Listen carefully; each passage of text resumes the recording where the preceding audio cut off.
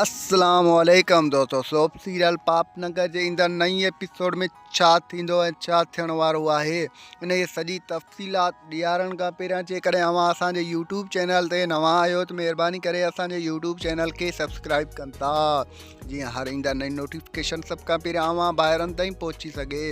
दोस्तों हाणे हलूं था ड्रामे जी तफ़सीलात जे तरफ़। या दोस्तों जीअं त तव्हांखे ॿुधाईंदा हलूं त सोप सीरियल पापनगर जे ईंदड़ नई एपिसोड में शेरदिल मल्हार ऐं राणी के राबेल के मिलाइण जी कोशिश कंदो, यानी उन्हनि जी शादी कराईंदो।